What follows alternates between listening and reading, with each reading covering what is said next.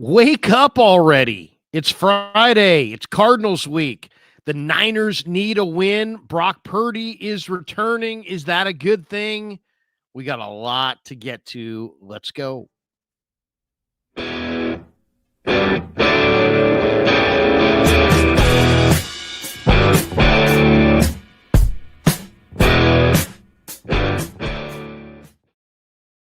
Friday, November 14th. Wake up. It's good to see you again. Thank you so much for being here. Subscribe to Damon Bruce Plus. Subscribe to the Krug Show. We come together for Wake Up on, pardon me, Mondays and Fridays. And on Fridays, I'm still here in the home studio. But look at Larry down at Levi's Stadium.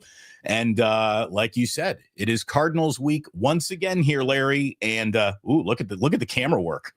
Look at that. So, you want to see that TV? You want to see that TV mounted on the wall there? That's not on. 50 incher, 38 incher. What kind of inches we looking there? How many inches you got, Larry? Now I'm doing Radnich's. That looks like a 46er. Okay. Again, we're doing Radnich bits. I'm going to say 46. Yes, that's a Radnich. Yes. Look, it is all about Brock being reinstalled as QB1, and that is a good thing. I mean, I don't think we can really draw negative things around that, but there's some apprehension around the move. Is it the right time for the move? This is all on the table today. The 49ers, obviously believe when the player's ready to play, the player plays, and I do subscribe to that. But the Niners are in the advantageous position of having a backup quarterback who has more than done the job. And as we sit around talking all that ails the 49ers right now, Larry, no one's brought up quarterback play really once this year. That has not been the problem. So a fix there, going back to Brock, probably doesn't change things that much. But if you go ahead and you get back Alfred Collins this week, that's a good thing. You get D. Winters back this week, that's a good thing. And if you get Ricky Pearsall back this week, that's got to be a good thing for the 49ers, because who to throw the ball to continues to be a question week to week. Hopefully that answers that question a little bit more. Ricky Pearsall coming back hopefully gets this offense moving a little bit more into the end zone, not just in between the 20s, Larry. Yeah, I mean, there's a lot to digest this week, right? You got Purdy coming back. What does that mean? Is he going to be an upgrade on Jones? Is he going to be a downgrade? Will he be rusty? What if he plays badly? It's funny. I saw a guy who had a comment on a Twitter posting about Purdy that I thought was, kind of an interesting response. The guy's like, this is kind of a no-win situation. If he goes out and looks really bad and they lose, it will add validity to the argument that Mac Jones is the better option.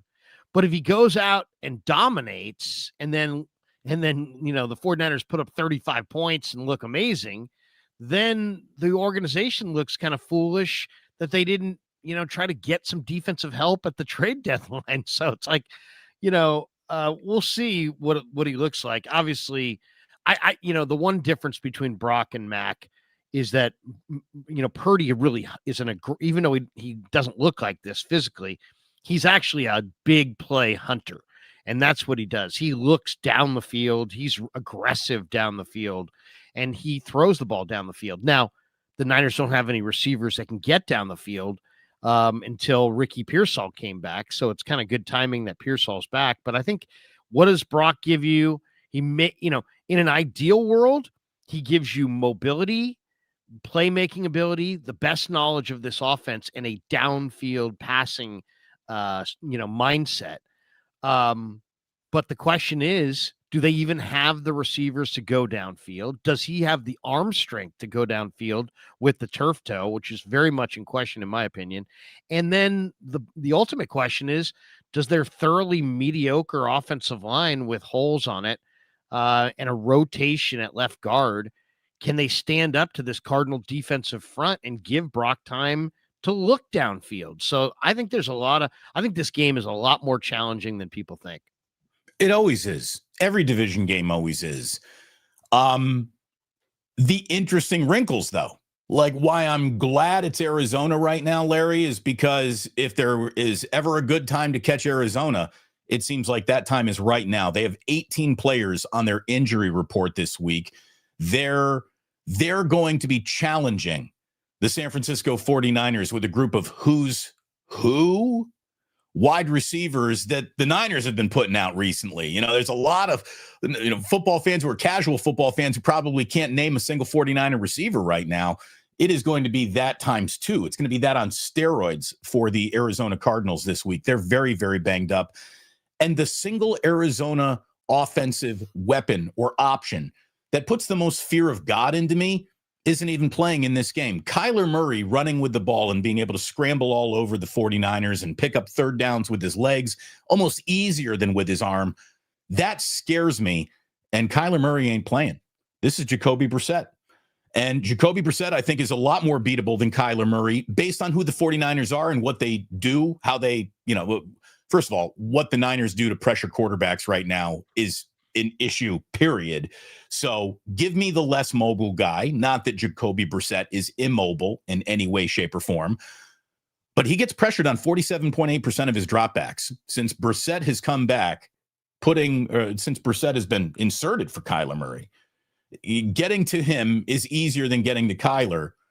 I know that getting to the quarterback's not very easy for the 49ers in any game right now, but again, it's the right time to be catching the Cardinals, who are 1-6 in their last 7 games, Larry. And if you're really looking for what harbinger of things to come do you really have for me? It has been more than a calendar year. 391 days since the Cardinals beat a team over 500.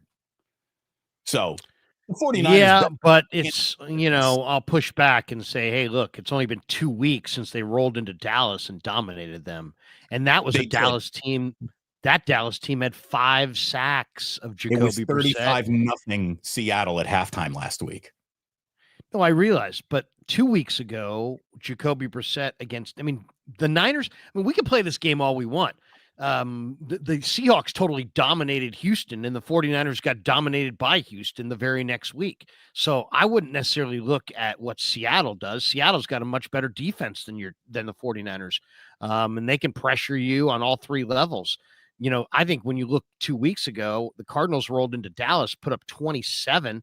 Jacoby Brissett, 21 of 31. Dermercado ran for almost 6 yards a carry. Now, they did have Marvin Harrison Jr. in that game, and he had a big day. He had 7 catches for 96 yards and a touchdown.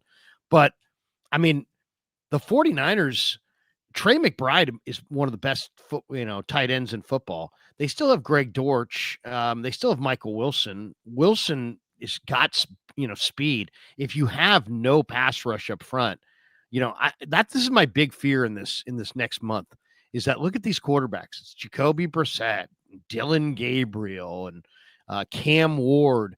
But the bottom line is if you don't put pressure on NFL quarterbacks, they'll carve you. And Trey McBride may get 20 targets in this game. But if the 49ers, Niners right now, this is what they are. They're totally no rush up front without blitzing. They blitzed 55% of the time last week. Highest blitz percentage in like a decade. Their linebackers are totally hurt. Too much for them. Bethune is not moving well, and D. Winters is dinged up. And then you got a really young group of DBs, and they start. I saw them kind of pointing the finger and starting to fracture emotionally, and with no rush in the second half of that game last week. I asked Robert Saleh about it. He said he would be shocked if he saw that, and he said that it never happened. So we'll see. But they got young DBs, no pass rush, banged up linebackers, and I think this is a ball game, man, because I think the 49ers, look at it this way. If Brock Purdy's a little rusty and, there's a few little bumps in the road, if the Cardinals front, which really looked good in the first matchup, but now is Walter Nolan, if they beat the Niner front, you could have Purdy running for his life. By the way, Walter Nolan's on the injury list this week. He might not play. Right. He might not play. But, he didn't play in the first game either. And Calais Campbell totally dominated. If the Cardinal defensive line puts a ton of heat on Brock Purdy, and Brock Purdy has, some rust, and the 49er defense, is as bad this week as it has appeared to be as far as all 3 levels look like they're a shadow of what the expectation was. This is anybody's ball game, man. This is going to be a really, really tough game for the 49ers to win.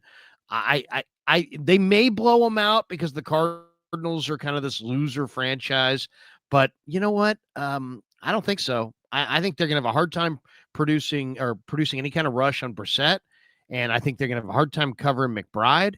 And I could see, the Cardinals doing some good things. So I think this can be a close game. I think there's stress points all day long, but the 49ers got to come out on top in this game. And I do think they come out on top in this game. And I just think it's going to be the Christian McCaffrey show. McCaffrey goes off when he sees the Cardinals. He got 17 carries, 15 targets the last time that the Cardinals played, but they mostly kept him, though, contained because Mack Wilson did a really nice job on Christian McCaffrey in pass coverage. Mack Wilson is not playing in this game. Rookie Cody Simon is. There's your conflict defender all day. That is the single. He's a good player, though. Yeah, but I know what you're saying. He's a rookie all day long. And Christian McCaffrey on Cody Simon. That's what Shanahan's going to be hunting for all day long. So I think they find it. I think they go for it. I think that Brock, hopefully, isn't the reason why this offense doesn't have some. The questioning of Brock comes in a lot of different ways. I like that fans, can't win. There's no real win here. Well, the win is go win the game and get Brock back in rhythm. That's the win, because this offense is going to have to carry the load. Everything you said about this defense, Larry, you're totally spot on about all of it. And guess what? There's really no getting better at this point. That time is past. Bend, don't break is all you got. That's the defense from here on out. Bend, don't break. I think it's easier to bend and not break when you're playing the Arizona Cardinals without Kyler Murray or Marvin Harrison Jr. Again, no Zay Jones, Achilles tendon. James Conner. Yeah, Fehoko is out in this game. Your Arizona Cardinals starting wide receivers in this game are Michael Wilson, again, good player out of Stanford. Greg Dortch. Let's not sleep on Dortch. He's okay. Xavier Weaver is your third guy out there. And the 49ers, if they could sit down and order who'd they be playing against this weekend, would order those three guys off the Arizona Cardinals menu. This game sets up for the 49ers to even look a little good defensively in it, I really think, even though they're not a very good defensive team at this point. I like the I like the 49ers in this game. It will be a little tighter than it probably should be. And that's the penalty that you pay with all these injuries and maybe, integrating Brock back in. But this should be the Niners this should be the Niners, period.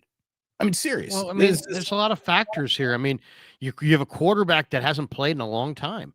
And you also have a quarterback that I don't think is 100% physically. So we'll see what he is. That's the head scratch on this whole thing. Like, I do believe that you go back to QB1 when you're ready to go back. Like, I understand why the Niners want to make this happen, but they just don't have to right now. One of the weirdest this is good. Well, one of the weirdest things I saw was someone says this is stalling Mac Jones's momentum. Look, this team isn't in the business of selling Mac Jones momentum. They're in the business of winning football games. And if they think the other guy gets them closer to winning football games than Mac Jones's momentum, you go back to the other guy. But I love what Mac has done. And I know that people want to bark about a quarterback controversy so bad. Well, this will give them an opportunity to really do that. First of all, we know that there's going to be, on the very first incompletion, there's going to be a group of 49er fans who get Brock off the field. God forbid he has a turnover, Larry, a fumble, an interception. God forbid there's a 3-and-out by the 49ers offense. The Boo Birds are going to be all over Brock. But if he really comes out and he's high and he's inaccurate, I think you go to Mac at halftime. I think you go to Mac at halftime. I'm dead serious. If you cannot, that's so wild. That's so wild. I mean, that's exactly what they shouldn't do. They shouldn't just go back and forth and no confidence. And they shouldn't act like the guy in the upper deck who's going to be just because the fans are knee jerk doesn't mean the Niners are knee jerk. Give me the hot hand. I really mean it. You made that decision. He made you made that decision. You made that decision. You're not going to unmake that decision. You made that decision. You decided to go with Brock Purdy. What You're if not you going to realize just your yank him. decision is wrong?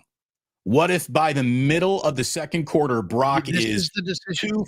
2 for 9, just inaccurate, throwing the ball, turned it over once, nothing's going?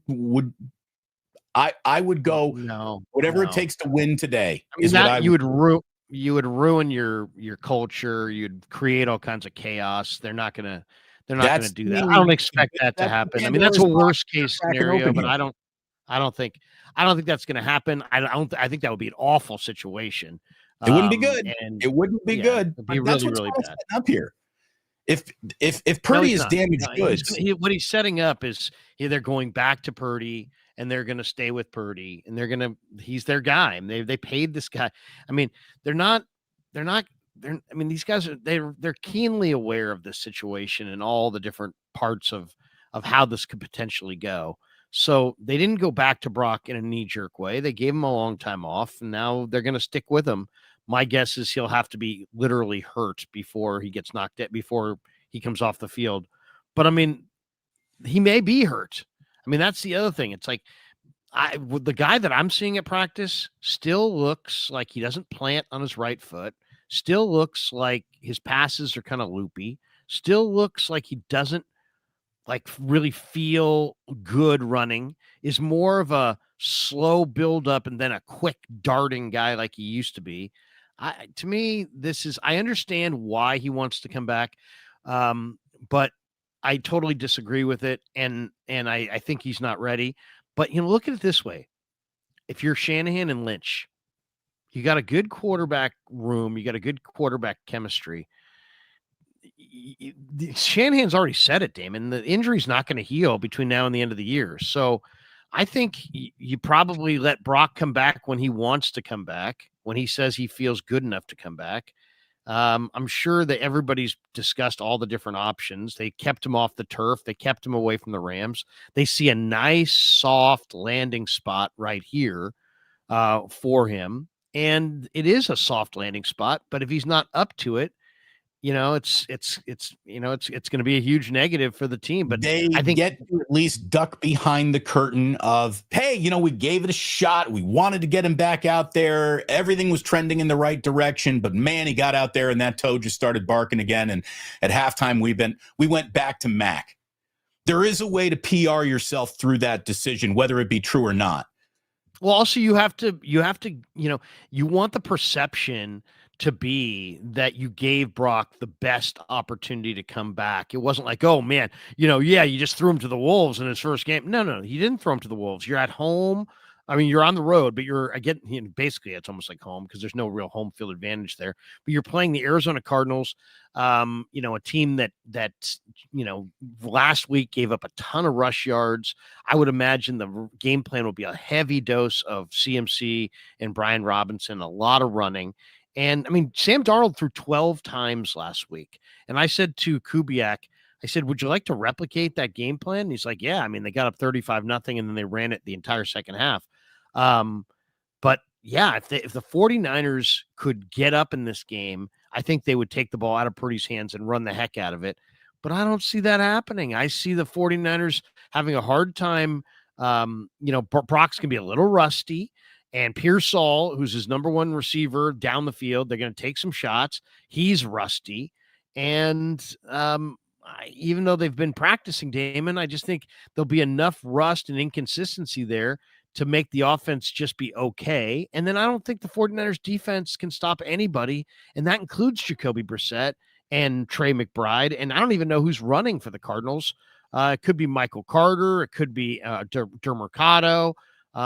I don't know if it matters because the Niners don't stop the run. The Niners giving up 5-6 yards a run on almost they're getting to teams are getting to 2nd and 2, 2nd and 3 all the time against this totally mediocre defense. And so they can't even earn the right to pass rush. And when they do, they're woefully weak. Maybe he'll drop the football before he gets into the end zone, and that'll help the 49ers out a little bit. I killed my survivor pool earlier this year. And then, of course, what happened was Gannon then kind of punched him or hit him or whatever and yelled at him. And then Gannon got fined $1 million for doing that, and the Players Association got involved. I think it was 100,000. I don't think it was a million. Was it 100,000? I thought it was a Yeah, million. it was a big number. It was a big number. I thought it was more than that. Anyway, Yeah. but a lot of money. And you know, something like that probably would have just totally gone unpunished in the past. But Mercado actually has resurfaced as kind of their guy. So Michael Carter might be playing this game, but I think it's going to be Mercado, and the Niners aren't stopping the run. So that the big question is not just what does Brock Purdy look like and Ricky Pearsall, but can the 49er offensive line pass protect? And then one thing is, like, I think the Mac Jones has made this 49ers offensive line look better than it really is. He gets rid of the ball so fast that he neutralizes the rush. Well, Brock Purdy holds the ball longer. He's more of a downfield thrower, but he holds the ball longer, which potentially leads to more sacks behind this line. So, but then this game's volatile, man. This game's volatile. The Niners have to run the ball this game. Yeah, no, his ability to move around, though, will hopefully buy him the time difference there. But how well will he move around? I mean, we're all going to see him for the first time in a long time on Sunday, and it's going to be really interesting. And so one of the things that I'm going to be tracking, Larry, for the rest of this season is something I'm just calling the 3-and-out ratio. Because I think this entire year pretty much is going to get decided on what the Niners are offensively on third down and can they get off the field on third down. That's it. That's the whole damn year is right there. The defense forcing a 3-and-out at any point in time is almost like a turnover for this group. That's how bad they are. That's how unable to stop the run, getting pushed into, second and very manageable, like you were just saying, all the time. Anytime this team gets a 3-and-out, defensively, it's almost as good as a turnover for them. It really is. I don't know if this team has 10 3-and-outs in them remaining this season. We'll find out, right? Now, when it comes to offense, again, it really hasn't been the problem, man. The problem is scoring. But they've been moving the ball, lots of first downs, and this offense not going 3-and-out. Well, I just think it's huge. I mean, McCaffrey in the last matchup with the Cardinals ran 17 times for 3 yards a carry. They got to run. We need to see Brian Robinson. So here's the thing. We have officially reached I don't care about anybody's feelings. I don't care about anybody looking bad in the post game. I don't care if you do have to. Hey, Brock, it's just not working here. At halftime, we're going back to Mac because Mac is working. Do it. And if the guy wants, he can go cry in his incredibly rewarding contract and all the pages in it if he has to. I'm not here for feelings anymore. Production. If Christian McCaffrey isn't running with the ball, get Brian Robinson Jr. some touches, Kyle. This is a week to do that. Brian Robinson looks like he might be a better runner than McCaffrey right now. Yeah, I mean, the last 2 weeks, Brian Robinson has averaged 7.2 yards per carry. Yeah, run the ball. I mean, I don't care who you run it with. Just run the ball. Run the heck out of the football. I absolutely would. Run the ball because, I mean, here's the thing. Limit the exposure. I mean, the 49er offensive line, can they block this Cardinal defensive line? I think they can, but I would rather see the 49ers try to do what Seattle did last week, because what Seattle did last week is exactly what the Niners need to do, because the Niners, you said it, there's no trade deadline coming. There's no cavalry coming. It is what it is. They've got young DBs. They've got a thin front. They got injured linebackers. They're going to have to go with what they can do up front. Salah's going to have to scheme a bunch of pressure. All that stuff's going to have to happen. There's nothing they can do. So they have to protect this defense, because this defense will not stand up. If they just say, you know what, go at it. I think Trey McBride, if you have Trey McBride in fantasy this week, oh my God, he's going off. He's going off. I would say he's going to have 15 targets, 12 catches for 100 plus yards. How come Jonathan Gannon can target a tight end 15 times, but Kyle Shanahan can't? You know, there are teams out there who force feed guys because that's the way to win today. And it happens, and that guy's double covered, and it still happens. And all the coverage is shaded to that side of the field, and it still happens. It feels like other defensive coordinators are able to take away what Kyle wants to do a little bit too frequently this year. Like, it's not that Kyle has ever been a force feed the guy, but more than ever, he seems to like, oh, something's working. Let's see if we can get something else to work. Just stick with what's working. I think that's how you beat the Cardinals. Just stick with what's working. You don't have to be too clever here. You really don't.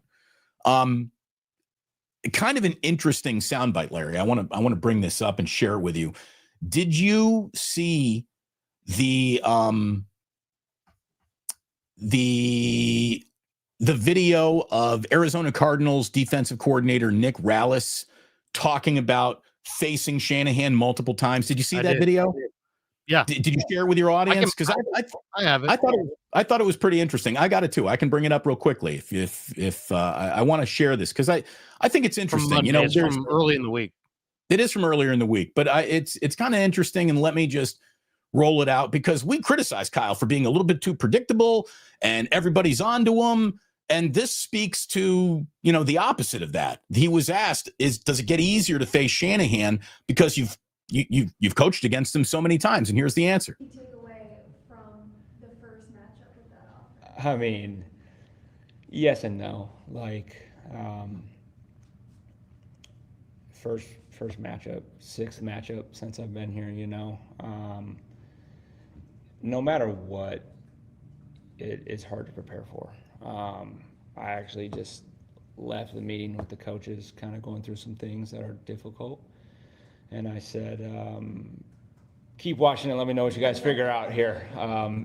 Like, make sure it's simple, you know, because it's difficult. Like the way it's the run and the pass game. On how he can game plan it, number one, to get them in advantage positions, but then two, to dress it up. You know, I think the advantage of playing them before is I don't even know where we would be looking at that for the first time. It would be harder. But no matter what, it's hard every week. I always joke with the coaches, like I like kind of, you know, staying ahead of schedule. As soon as San Fran week hits, you're behind schedule, just because it takes you so long to work through what they do. You know, credit to them. Like it's really good. I like that. As soon as San Fran hits, you're behind schedule. I mean, that's a testament to how good Kyle really is. And I even see, you know, Andre over here is saying like coaches have to say that. They all know the motion and the window dressing Kyle loves. But look, he is talking to a small handful of Arizona local reporters there. He's not trying to come up with, you know, a great soundbite that's going to be used on every show on 95.7 and KNBR this week. I think that was an honest assessment. And there's way too many coaches who feel that way about the 49ers. As frustrated as we all get, because we're watching it all the time, Kyle scares everybody he coaches against. He does. I mean, Damon, they're the number one passing attack with their backup quarterback. Kittle's barely played. Ayuk hasn't played. Debo's moved on. JJ's been hurt. Pearsall's been out for 2 months. They're the number one passing attack in the NFL. Isn't that amazing? Which is also, I mean, you can credit, you know that once again, I mean, you can credit Shanahan, and go ahead, and I think you should. I think Shanahan's a great coach. I've stated that many times. I'm not trying to say that he's not, but let's credit Matt. What is going on? It's a heater down at Levi Stadium. Attention. Hold on. We can hear it. An emergency has been reported. Please go to the nearest fire exit and leave the building. Do not use elevators. Larry's got a fire drill at Levi Stadium. This is the most amount of drama. Fire drill. This is the most. It's not a drill, Larry. It was specifically mentioned how this is not a drill. Attention. Wait. An emergency has been reported.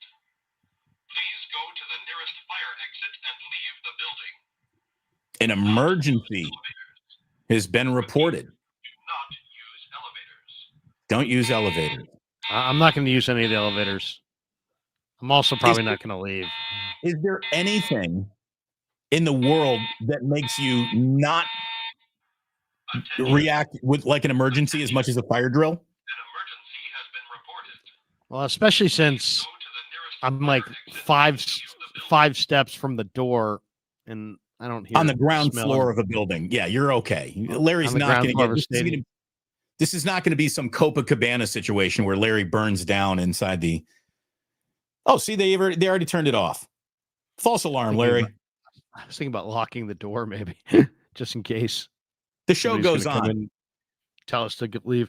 Let me just say this though: how much of this is Mac Jones? Mac Jones in this season, 7th in the NFL in completion percentage, 69.6% average, 2nd in passing yards per game, tied for 1st in 300-yard games with 3. And passer rating, he is 13th in the NFL. So quarterback That's is what not he's the done. problem. He's done that's really the funny well. thing. I mean, Mac Jones has been really, really good. In fact, Mac Jones, if you look at some comparisons, and I know Coward did one the other day that was pretty interesting.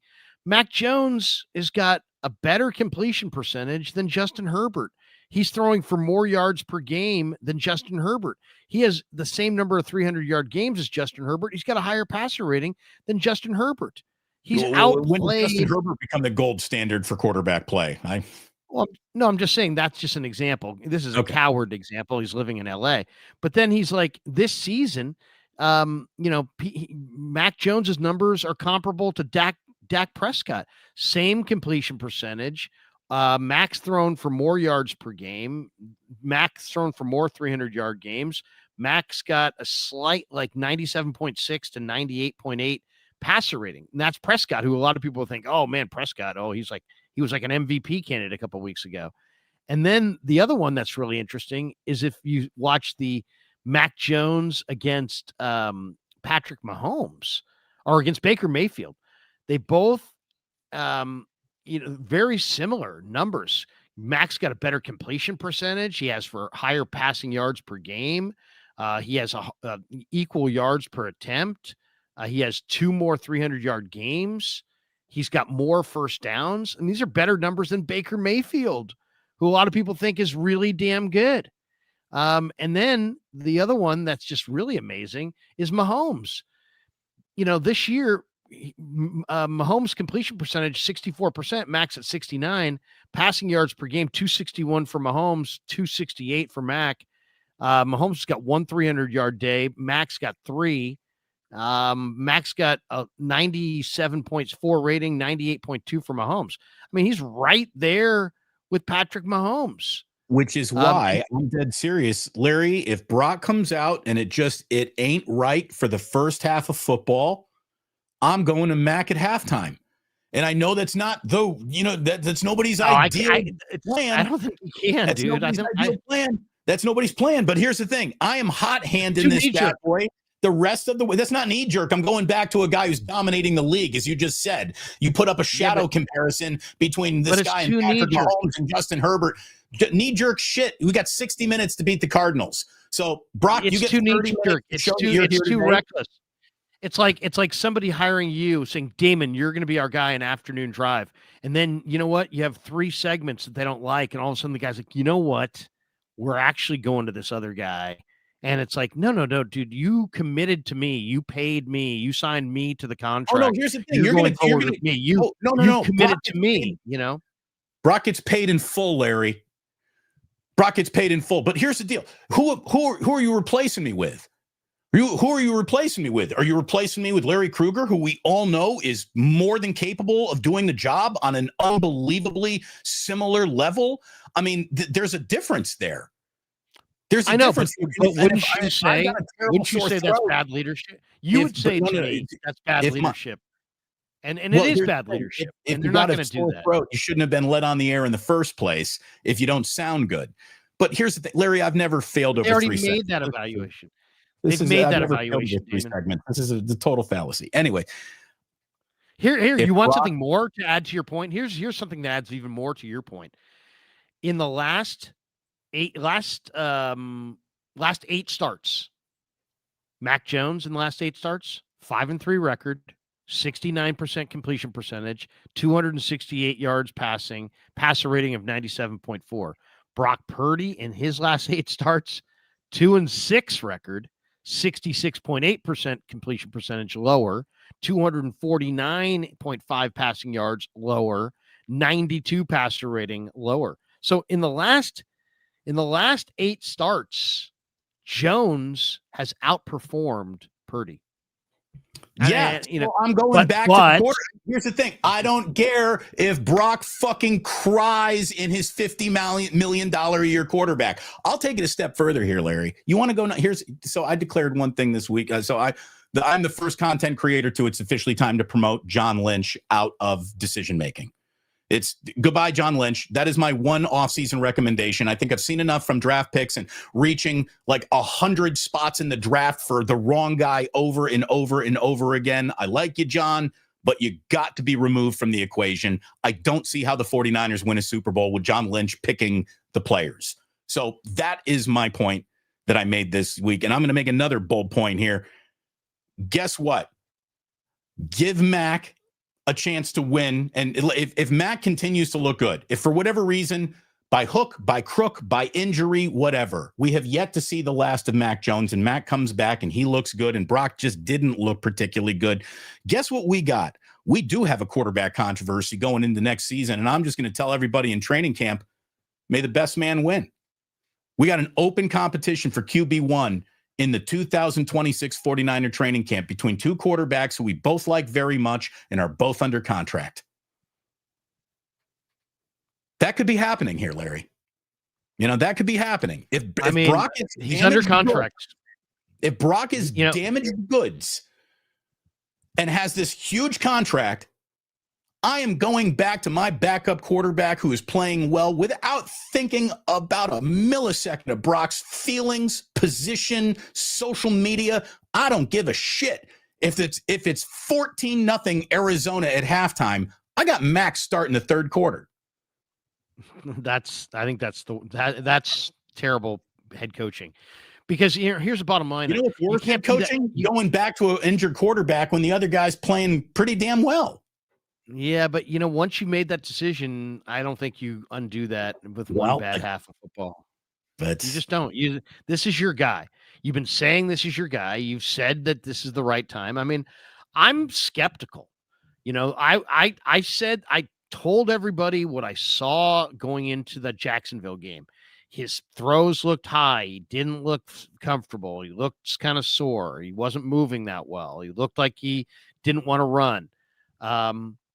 I see a guy now who's got a little bit more of his release point down with the toe, with the toe being sore. So now he's back. He's got good hand-eye coordination. So his release point's pretty good. But the arm strength doesn't look right to me. And the mobility looks very strained. And the quickness, the real quickness, first step looks totally impacted. So I wouldn't have brought him back, but I understand why they did. And here's why they did, because they had to let him compete for the job and, get out there and show that he's the guy. He wants to get out there. I don't think they really think, Damon, that he's going to last the whole rest of the year. So if you said, let's predict what we're going to see. Here's my prediction. I think he plays really well. I think he comes out and actually plays well, but then gets hurt again and has a recurrence of the turf toe within 2 games. So I think he's going to play well, and people are going to be like, oh, yeah, that's why they went back to Brock. And I think I could see him playing well, especially early. But even though there's potential for rust, I think he's going to know that he needs to be on his game in this game. I think he's going to come out. I think he's going to play well, but then I think after a couple games, he's going to have a recurrence of the turf toe, and it's back to Mac. And I think it's probably, the smarter thing to do to then you can at least, Damon, focus. Let's say it's 2 weeks from now, 3 weeks from now, 4 weeks from now, somewhere in this kind of soft stretch. Then you can actually focus on how do you go forward the rest of this year with Mac as your 1 and Martinez as your 2. And I think you get the Purdy thing kind of out of the way because or he comes back and plays great and stays All right, healthy. we don't see Mac again this year. And we don't see Mac again, but I don't think that's going to scenario. happen.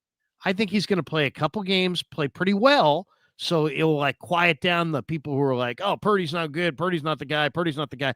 I think he'll come back and show us, hey, Purdy, Purdy is the guy, but he'll have a recurrence. He'll be out and we'll be back with Mac.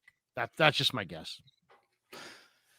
Well, look, I mean, I hope they got it right. Look right to me, Damon. There's a. In fact, maybe I can find the picture. Here's the deal. I understand what you're saying. Like that's a terrible plan, Damon. That's bad coaching. You don't commit to a guy and then go knee-jerk. Here's the thing. I don't want to hear about. It sounds good on a show. It sounds good on a talk show. Everybody's got a plan until they get punched in the face. And if the Niners get punched in the face, they do have a backup plan who's been very successful, and you got to go to it. You can go into a game with an idea of how you want it all to go. But if it doesn't go in that direction, you got to do something else. Like the best laid plans need to be scrapped when they are not working. So if Brock Purdy doesn't play well, and it's not like, oh, that drop was on Kendrick Bourne, or that was a strip sack fumble and that was not really his fault, or if let's just say he's objectively inaccurate and bad, this is a game you got to win. You are out of pissing away football games.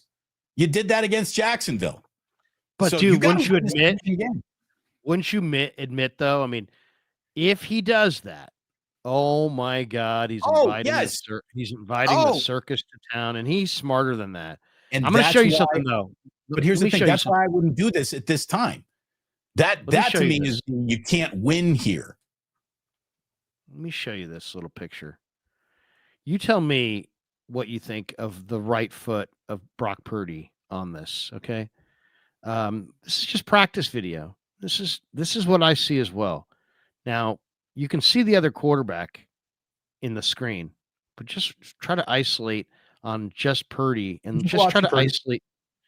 This is Purdy, and try to isolate just on the base, the strong right foot base. What kind of strength does he have on his base when he throws? Here it is.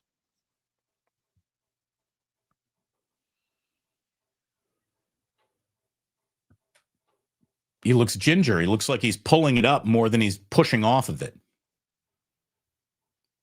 It doesn't look like he's driving off a solid right leg. Look at the last one right there. Wait, let me back this up. Look at the other quarterback. I'm not sure if this is Jones or Martinez. Right here. Look at this other quarterback. Look at his foot. Look at his right leg. It's much more in the ground. Look at Purdy's kind of, and that's not he's like throwing it kind of on his front leg. And he's not really driving off the back leg. Well, and all I'm going to tell you, for a guy who gets a lot of, his arm strength is a problem, jokes cracked on him. Arm strength will be a problem if you're not coming off that back foot.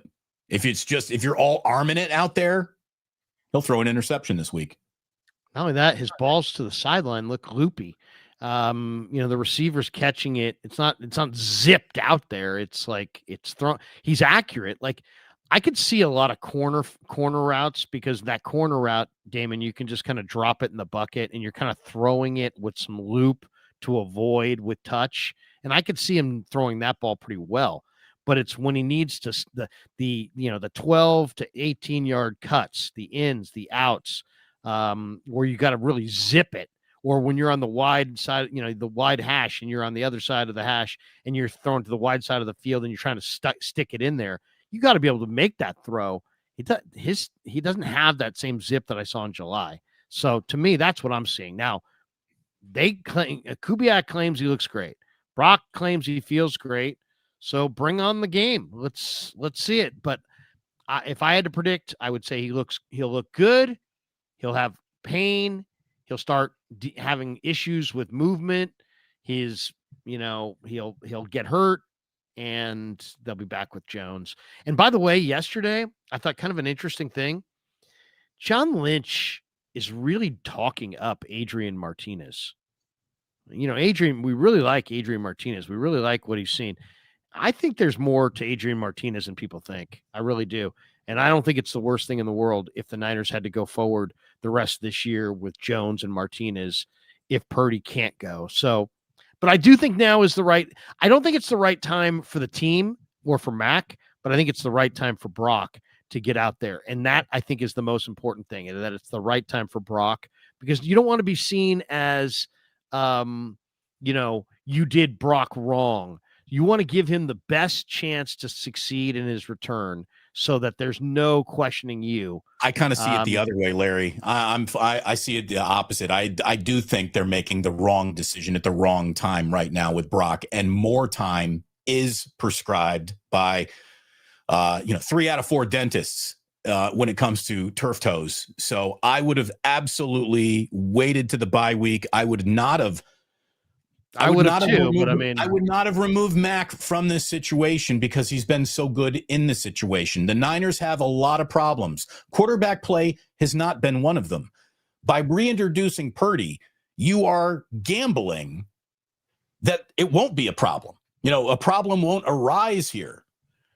And if he's really that much better than Mac, then that's awesome. Then that means game back on. You're about to go 4-0.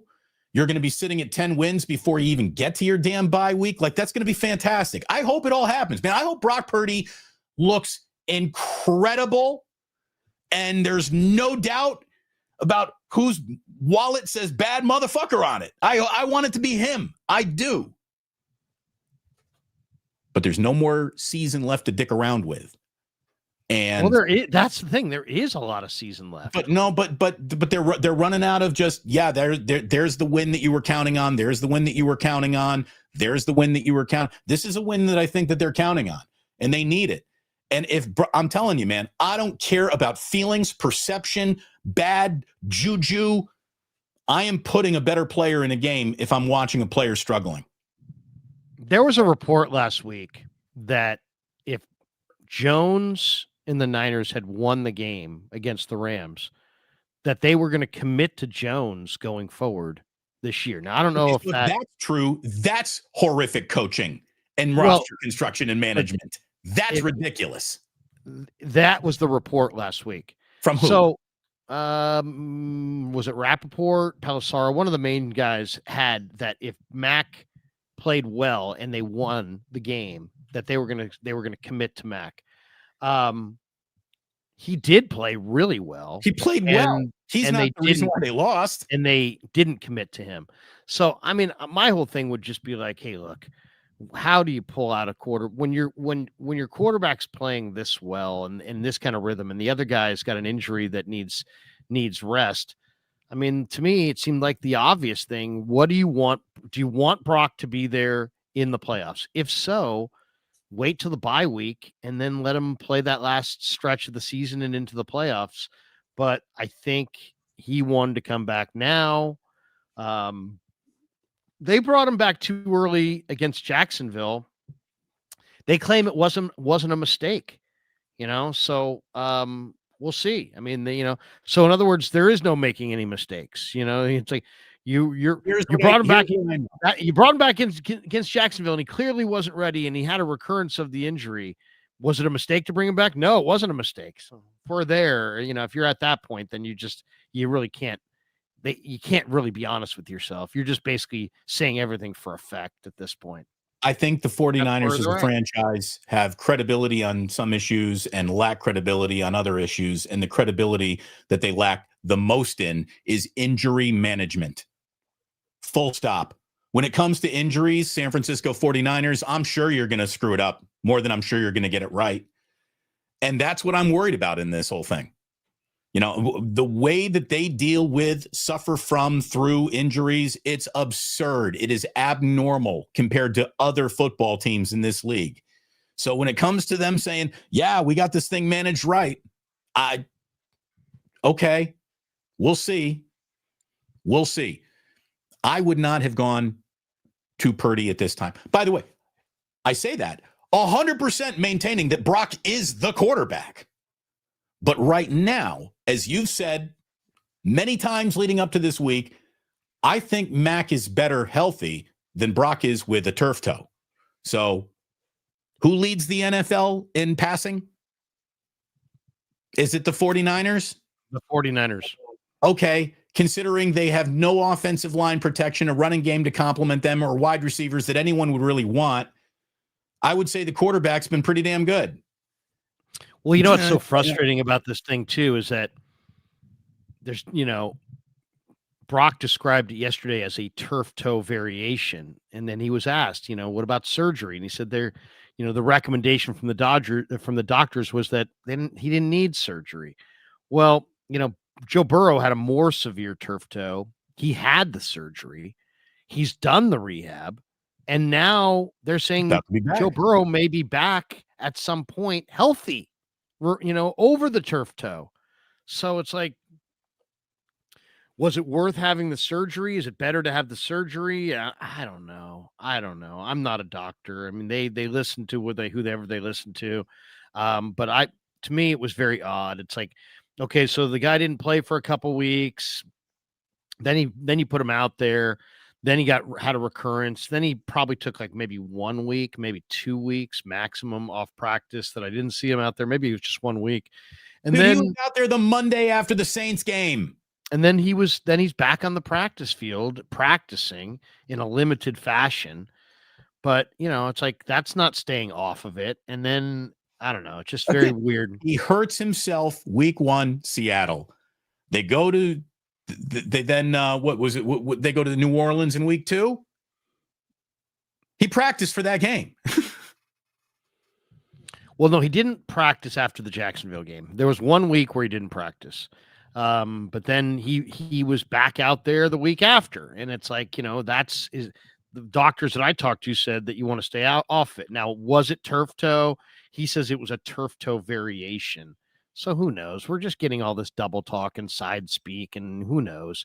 At the end of the day, I really don't care. I really don't care about it other than, the particulars, other than how do you play? But I would have sat him out, but Larry, maybe they feel like they had to do this for him. The reality is Mac Jones is playing well, and maybe Brock's coming back because the toe's feeling better. Maybe the toe's feeling better because Mac Jones is playing really, really well.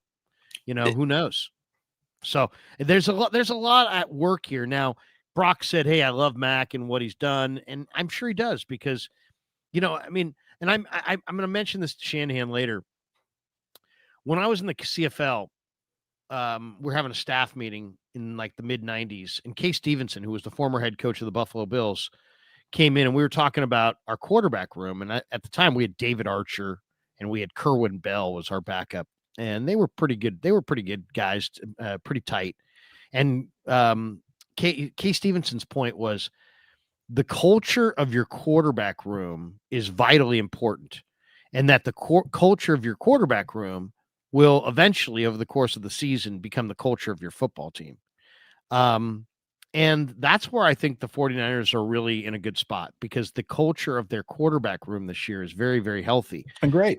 And that's because Jones knows his place. Purdy is respectful and helpful and has been signed to the contract. He's not worried, am I going to get paid? He got paid. And then you got 2 young, impressive young prospects in your guy, Rourke, who's a very, very good prospect. I mean, a very good prospect. He might be a very good NFL quarterback. And then you have Martinez, and Adrian Martinez is also showing some really good things, and they're all about the same age. So I think there's a good vibe and a trust in there. But I think also there's a competitiveness, and Brock he's a competitor, and he's a gritty competitor, and he wants to get out there. And so I think you just got to let him do it. Otherwise, you start to have a bad situation. You got to let him come back when he feels like he's ready to come back. He's ready to come back. Let him come back, and let's see where it goes. But I think it's actually smart. Why? Because if you push this thing off too late in the year, then when you got to go back to Jones, it's like, hey, you're too close to the playoffs. I think it's better for a team to know in that final month what they are whole. And I think this Purdy thing, either he's going to play and he's going to play through it and it's going to be fine and he's going to win, he's going to be great, or he's going to look like a shadow of his former self. He's not going to play well. They're not going to win. He's going to have another injury, or he's going to have a recurrence of the same injury, and he's going to be out. Yeah, and if that shadow starts casting And early then in it's this going back to game, Jones. do something. Again, you don't That have can't this. be this game. It can't be in this game. It's got to be. You got to give this guy. That's literally ripping you out of the studio after the first segment. You can't do that. You have to let it. You got to commit to it. I mean, you can do. There are people in fantasy football that everybody's made 7 trades this year and they've made 107. Are they smarter than everybody or not? They're usually not. So you gotta go with it, especially when you're the leader of men. You can't be that herky jerky. Now, I agree with you that there's levels of everything, right? If he comes out and he can't walk, if he comes out and he's just like, oh my God, this guy, he's literally can't throw. He literally can't do anything. It's just absolutely apparent to everybody.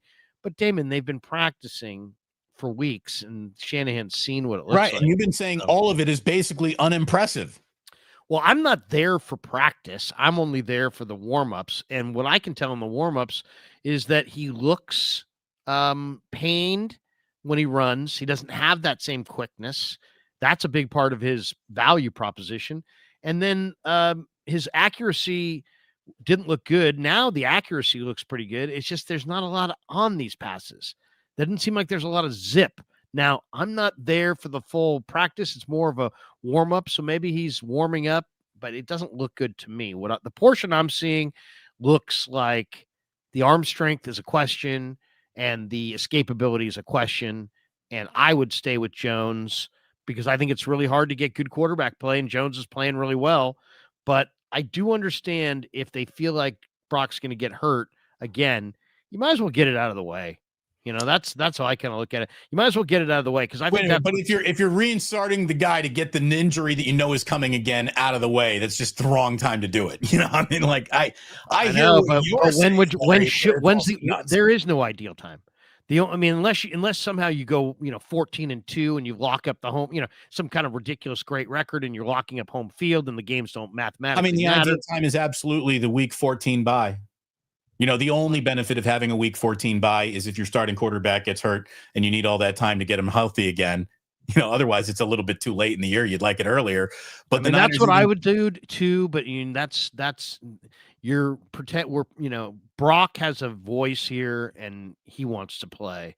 And I think he may want to play for the wrong reasons, but whatever. It doesn't matter. He wants to play. I think, Lynch and Shanahan are dealing with this smartly. You'd be better off letting him play in this game, in this little window here where they've got some easy opponents. You'd be better off letting him play and finding out if he can endure it or not in this part of the schedule before this thing turns for home. This is a huge game, though. This game, the Bears game, and the Carolina game are the 3 biggest games on their schedule. They have to win those games. Well, and Seattle at the end of the year. Playoffs.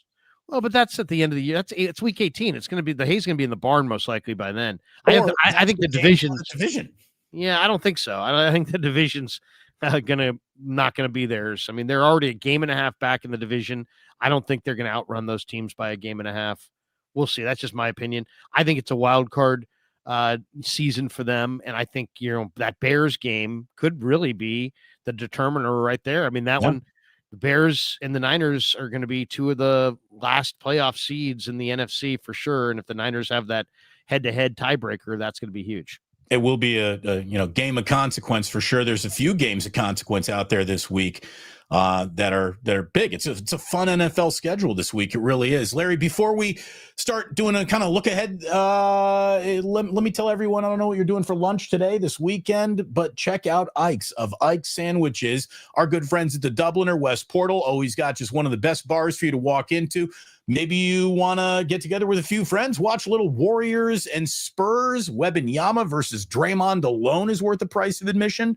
So get yourself over to the Dubliner West Portal. You can bring in a sandwich from Ike's. And Larry's going to tell you about Sleeper being a sponsor on both of our channels. And he's going to tell you about Pigs and Pickles as well. And then I think, Larry, we got to get into some supers here. Yeah, check out Pig in a Pickle. 2 locations, Emeryville and Corte Madera. They're open 7 days a week from 11 a.m. till 8 p.m. or until they run out. And they do run out, so get there early, get some brisket.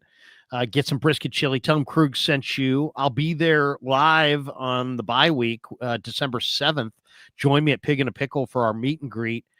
Should be a lot of fun. And we'll be there. We'll eat a lot of barbecue. We'll have some beers and watch some football. December 7th at Corte Madera. There's 2 locations, but it'll be at their Corte Madera location, and I'll be there all day. So stop by, say hello.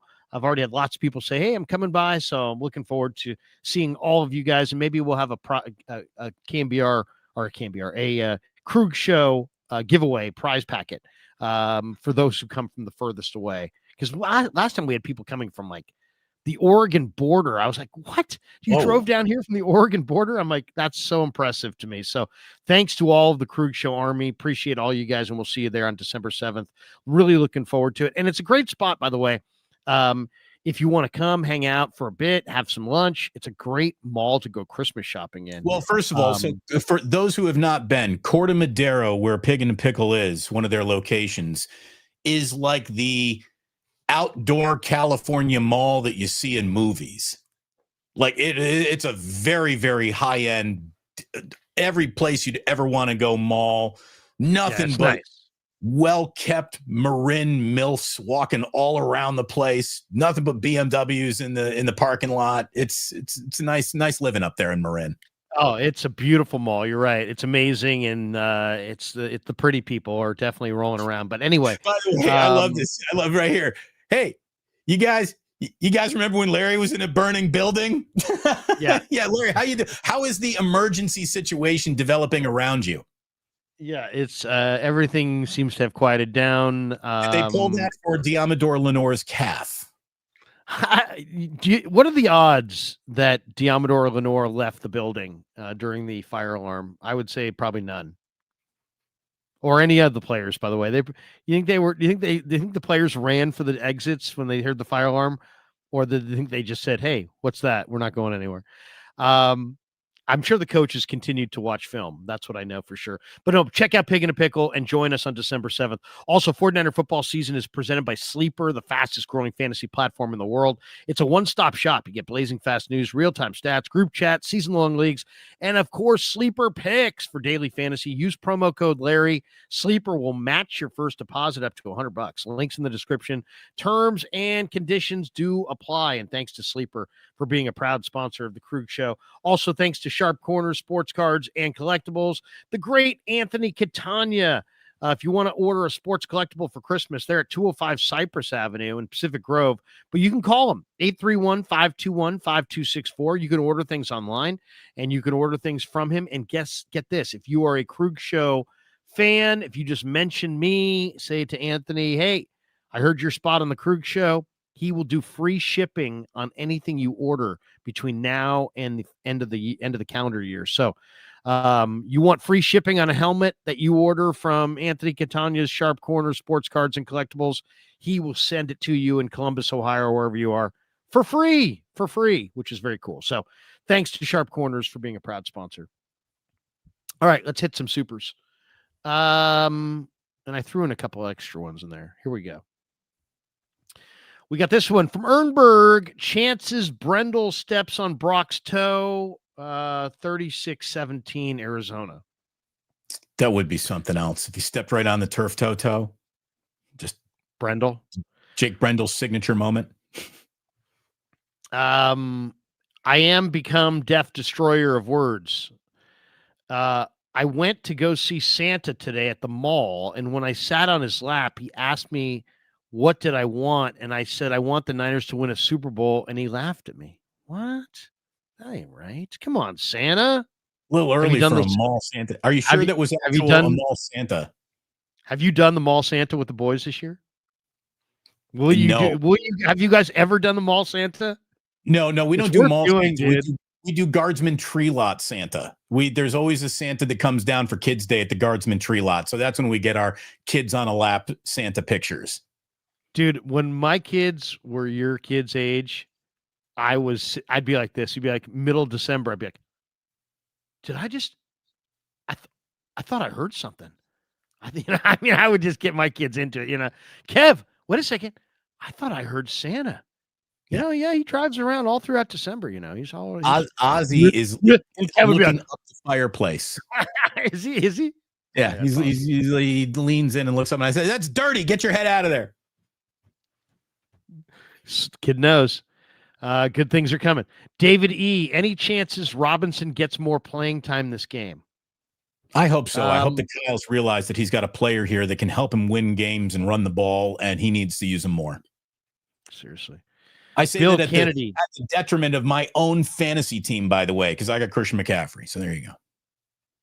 I expect both of them to have good days. Bill Kennedy says 50-50 Purdy doesn't finish the game. Hope I'm wrong. Oh, my God. Don't say that. Hope you're wrong, too. Come on, Bill. Think positively like Ernberg. Demo needs to stop talking so much and play better. No, I want cocky, shit-talking corners who play very good. I love Demo. I love the way he goes about dealing with being I'm a badass NFL corner. I think he's great, and hopefully he can play.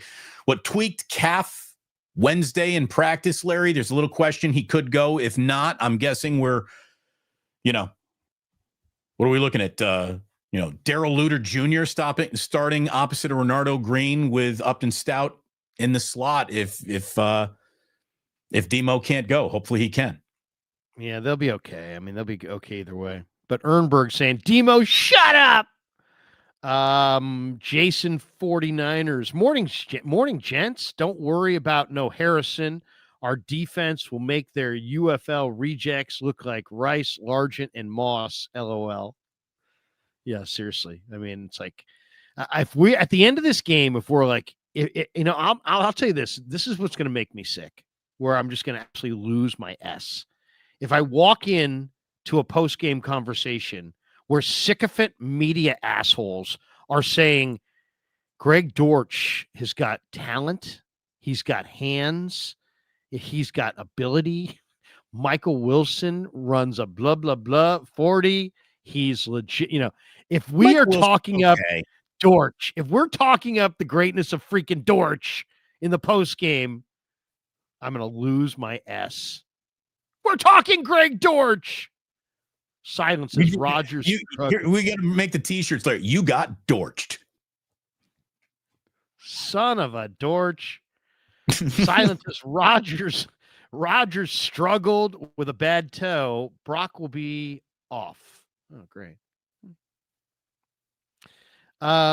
Jason, I wish they would have brought Brock back against a non-division opponent, honestly. I know, seriously. Not somebody who just knows them well. And these games are always tight. PWS, this isn't college football. You don't just pull someone out unless they absolutely can't go. Brock is our guy when healthy. End of story. Yeah, We get it.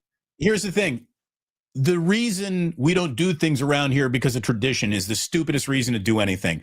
React to what is happening in front of you. And if what is happening in front of you is Brock can't play dead today because of this toe, you got to make a decision at halftime as to what you do to need to win this game. Period. I'm not here for feelings or the way things should be or the quest for perfection, which is so far behind us, you shouldn't even be looking at it anymore.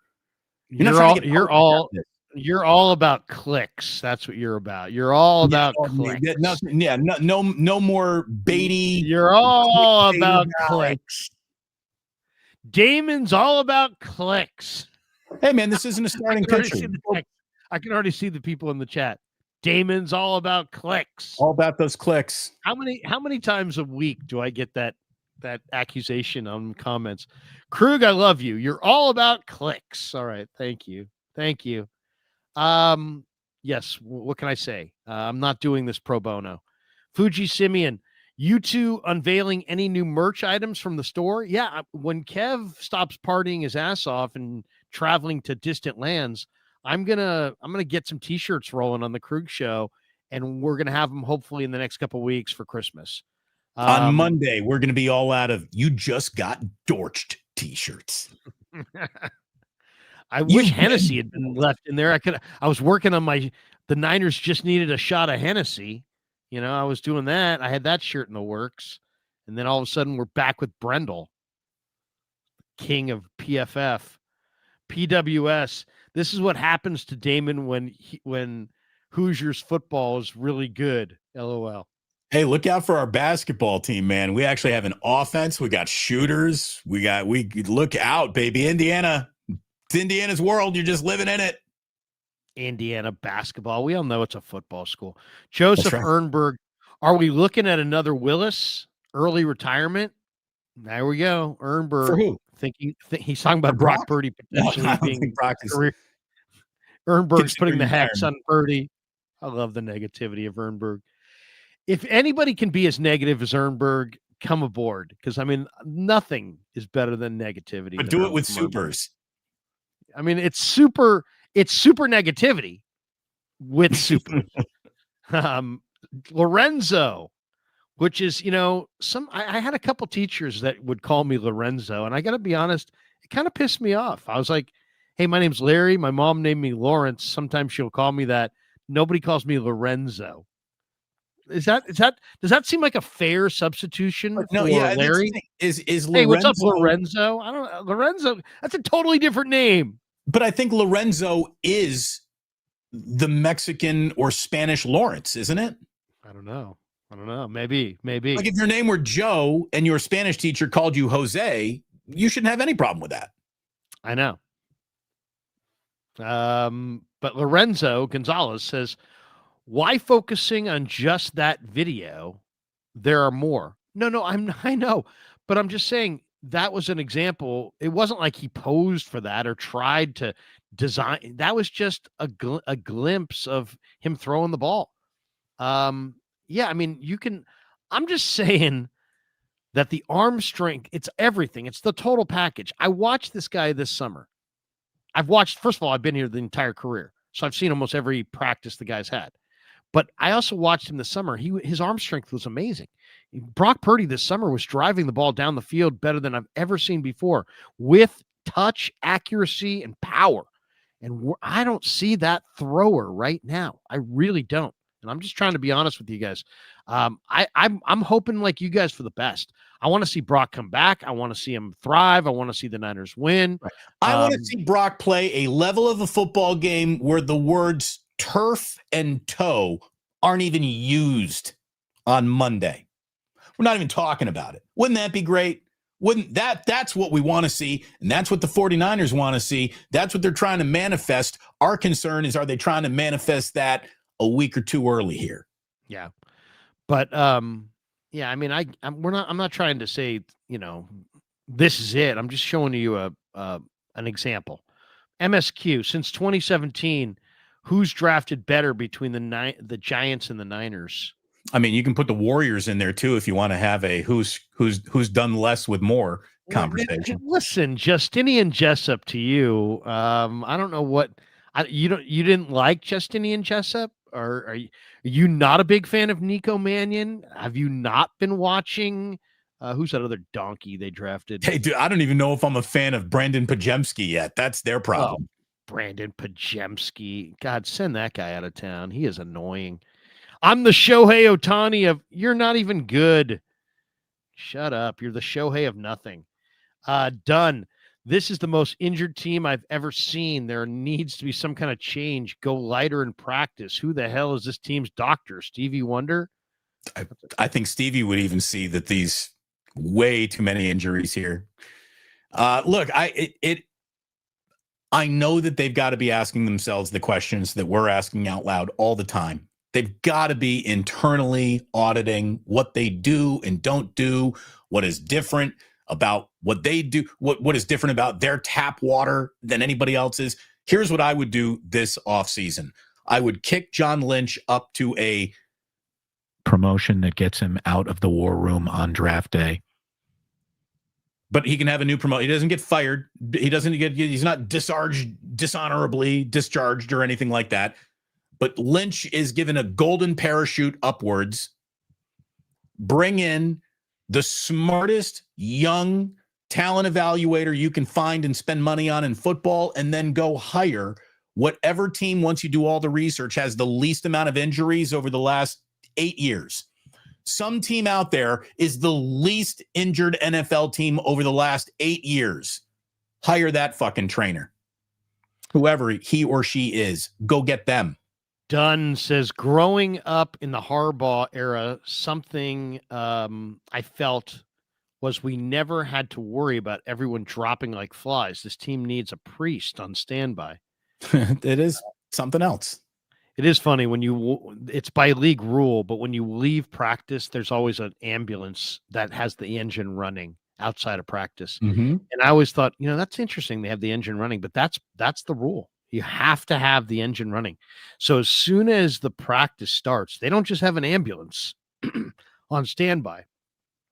They have an ambulance and the ambulance is sitting there with the engine idling. They don't even take a chance that it won't start. That's amazing. They just leave that car running. And by the way, that's by league rule. If you care that much about player safety, you are admitting how dangerous this all is, and there should be lifetime health care provided for every single player who practices on an NFL field. I'm not saying that their kids and their wives and their dependents are covered under this health plan, but every single NFL player should have lifetime universal health care going forward. And I just saw that the NFL is not happy with the NFLPA's player surveys, the report cards that they've been doing. They don't want those going public anymore. I would say, hey, you'll never see another report card again. Here's our negotiating point. We want league-wide health care. Yeah, I've been arguing for this for a long time. It's a $25 billion industry. There's more than enough money in this business to pay for a lifetime. It would be robust. It would be incredibly costly. There's no question about it. But think about the PR. You can look people in the eye. You can look the camera in the eye, and you could say, hey, you know what? We know our game is dangerous. It's inherently dangerous. Football is inherently dangerous. But anybody who plays a single snap of football in the NFL has lifetime medical under our plan. You can be the example, the new standard for all. It's such a powerful position if they would understand it. But the NFL is trying to graduate from its mom and pop roots to its corporate roots. And somewhere along the line, somebody's going to tell them, hey, guys, we have enough money now. We should do this and we shouldn't do it for them.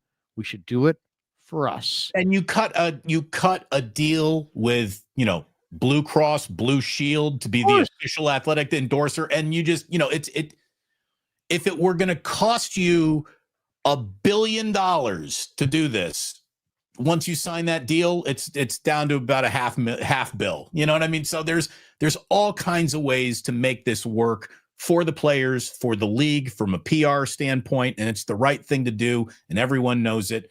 But you'll be on the right side of player safety from now on, because you'll always know that right now you've got players that drive themselves so hard because there's nothing guaranteed. And it's they're in this ridiculous kind of situation where their life is their livelihood, but their livelihood could be gone at a moment's notice. And there's not really much protection as far as insurance policies and that kind of thing. So they're living a life in the fast lane. And yeah, they may get riches, but they may wind up with nothing. And a lot of them are poor and destitute, sometimes years after that. What the NFL needs to do is eliminate that whole high stakes volatility and give these guys lifetime medical. And then you can look the players in the eye and look the public in the eye and say, hey, we're partners and we care about player safety because we're invested in our players, not just when they're making tackles when they're 23. We're invested in them when they're walking down the street when they're 63. We are invested in them. They are invested in us. And then and only then, I think you could sit there and say, you know what? The violence in the game is no longer a guilty pleasure. It's just, it is what it is. And I think they'll get there. They'll get there, but they're not there yet because they haven't graduated from the mom and pop era. Barry Ford says, bang, bang. I'm not sure how smart it is to let Brock play. Because I don't mean to step on this because I love Barry and Mary and everything, but let me tell you, good wishful thinking, Larry, it won't happen because corporate greed and fucking over your workforce go hand in hand. No, I disagree because unlike other workforces, there's PR attached to this, and how people feel about football is very much tied to the bottom line of football. And as time goes on, Damon, people are going to get softer and softer and softer. And the violence that the players' bodies endure is going to be viewed as more and more of a hardship. And I think if you get out in front of this and give the lifetime medical, it changes the whole But there's dynamic. no element of and that equation that we're unaware of right now. Everyone cost of it- clearly cost- understands what's going on here, and not a finger is being lifted to make it right. But the cost of it eventually, the cost of the healthcare compared to the cost of the good PR, believe me, as this thing mushrooms to where it is now, $20 billion industry, your good PR means so much. So there's a real value to that. And I think what's going up greater is the value of the league's going up greater. So the value of the PR is going to go up with it. And eventually, in a very short amount of time, the value of that PR is going to be greater than the cost of this healthcare, which is still going to be a massive. Here's the thing: until that day, until you got a 1 penny over here that is more than 1 penny over there, it ain't going to happen. Which means it's only about cost, and I don't think that cost ever.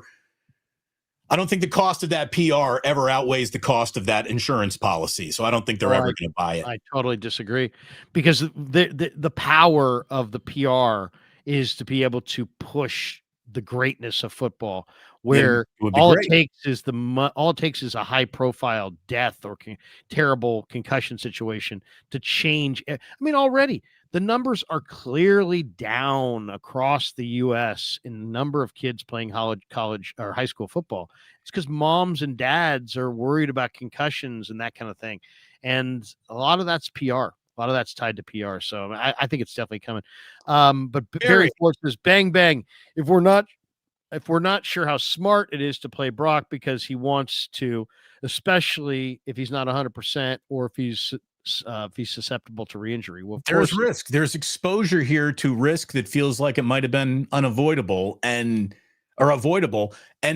compounded on that risk of playing Brock and him looking bad is then the controversy that would be ignited about all that. So I really hope it does go well. It needs to, for a lot of reasons, not just beating the Cardinals.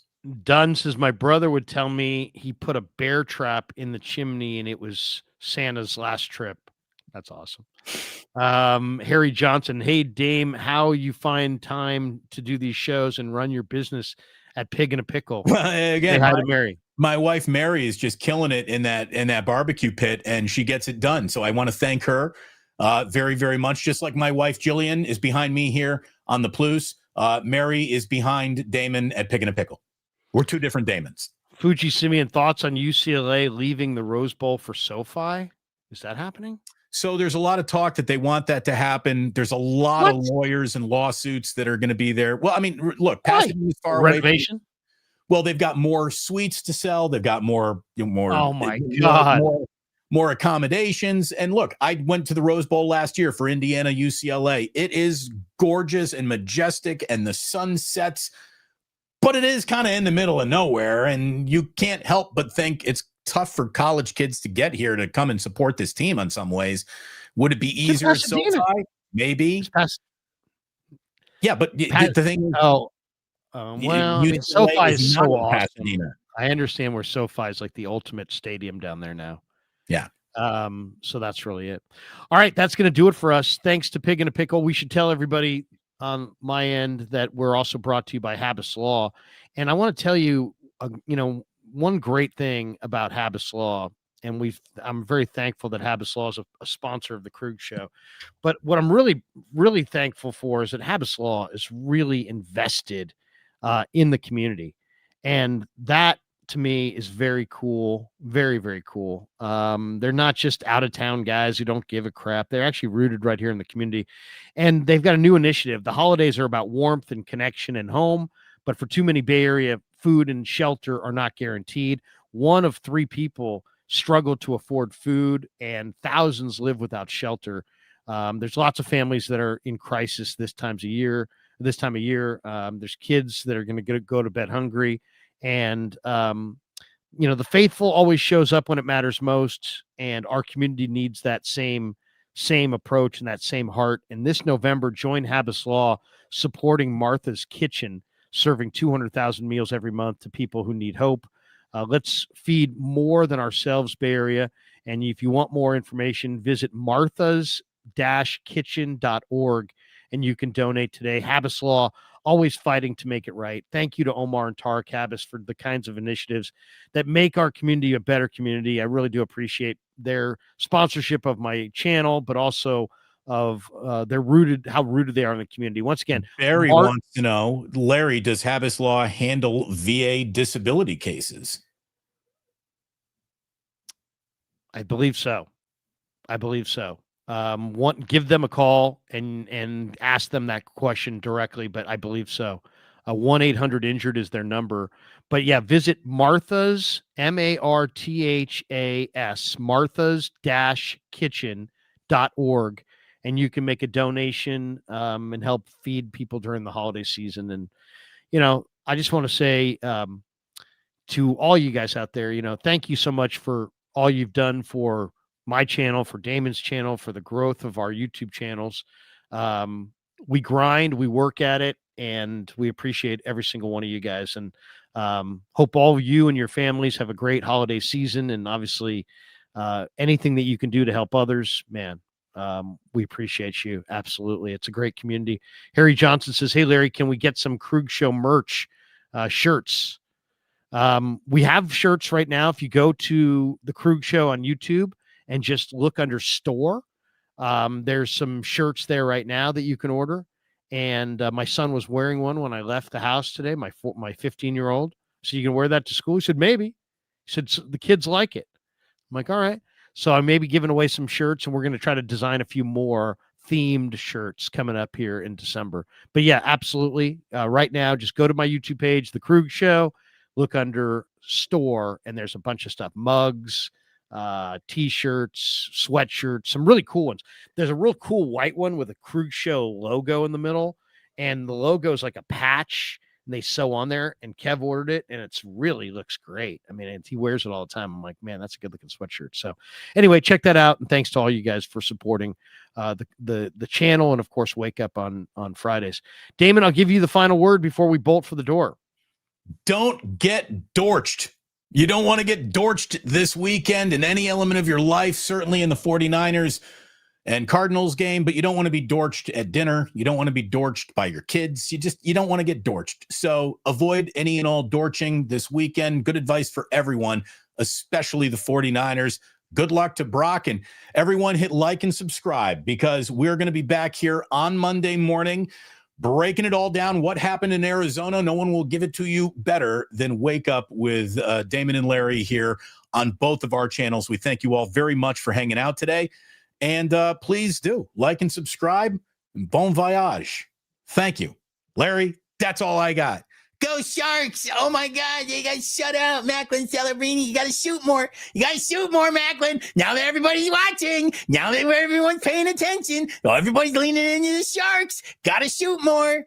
What I've said it before. I wrote AJ Jenkins' name down in that envelope, and there's been so many times I'm looking in the mirror, going, "Damn, Trent Baalke, you're a good-looking man." But why did you write AJ Jenkins' name down in that envelope? And I've thought it over, and I've really had a come to Jesus moment. I should have wrote Greg Dortch. Should have gone with a Miata. That's the way to go. That's a winning car.